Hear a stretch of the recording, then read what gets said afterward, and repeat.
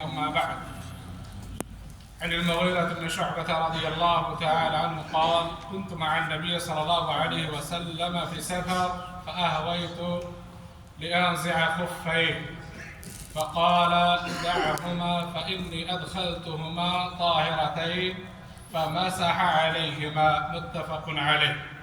برادران اسلام، یہ شتا یعنی سردی کا موسم ہے، اور سردی کے موسم میں اکثر و بیشتر لوگوں کو مساح کے احکام کو جاننا ضروری ہوتا ہے، کیونکہ بسا اوقات لوگ دن بھر موزہ پہن کے رہتے ہیں. سب سے پہلی بات یہ ہے کہ موزہ پر مساح کرنا جائز ہے. اس پہ صحابہ کرام کے درمیان کوئی اختلاف نہیں، بلکہ متواتر حدیث اس پہ ثابت ہے. رسول اللہ صلی اللہ علیہ وسلم صحابہ کرام موزوں پر چاہے خفین ہو یا جوربین ہو مسح کیا کرتے تھے. لیکن مسح کرنے سے پہلے کچھ شروط کا سمجھنا ہمارے لیے ضروری ہے. موزوں پر جب آپ مسح کرتے ہیں اس کے لیے کچھ شرطیں ہیں. اگر وہ شرط نہ ہو تو پھر وضو صحیح نہیں ہوگا. سب سے پہلی شرط یہ ہے کہ آپ جو موزہ پہن رہے ہیں وہ موزہ پاک ہو، ناپاک نہ ہو. دوسری شرط یہ ہے کہ طہارت کے بعد آپ موزہ پہنیں، یعنی آپ باوضو ہونے کے بعد آپ موزہ پہنیں. تیسری شرط یہ ہے کہ موزہ جب آپ پہن رہے ہو تو موزہ جو آپ پہنے ہیں وہ ٹخنوں کے اوپر تک ہو. اگر ٹخنوں کے نیچے تک ہو تو اس پر مسح جائز نہیں ہوگا. اور 3 دن 3 رات مسافر کے لیے، 1 دن اور 1 رات مقیم کے لیے.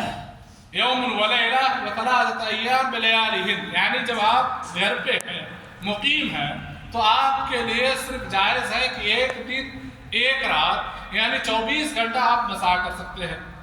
اور جو مسافر ہے اس کے لیے 3 دن 3 رات یعنی 72 گھنٹے مسح کر سکتے ہیں.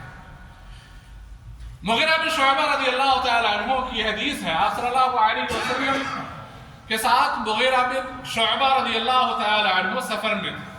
آپ صلی اللہ علیہ وسلم وضو کرنے کے لیے پانی منگائے، اور جب آپ وضو کرنا چاہا تو مغیرہ بن شعبہ رضی اللہ تعالی عنہ فرماتے ہیں کہ میں آپ صلی اللہ علیہ وسلم کے پیر کی طرف جھکا لِأَنزِعَ خُفَّيْهِ، تاکہ میں رسول اللہ صلی اللہ علیہ وسلم کے دونوں موزہ اتار دوں اور آپ صلی اللہ علیہ وسلم مسح کرے.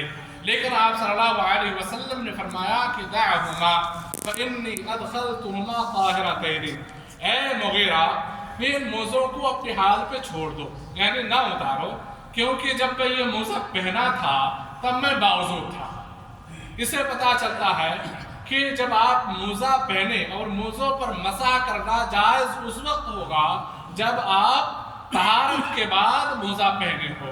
اگر بغیر طہارت کے آپ موزہ پہنے ہیں تو اس پر مسح کرنا جائز نہیں ہوگا.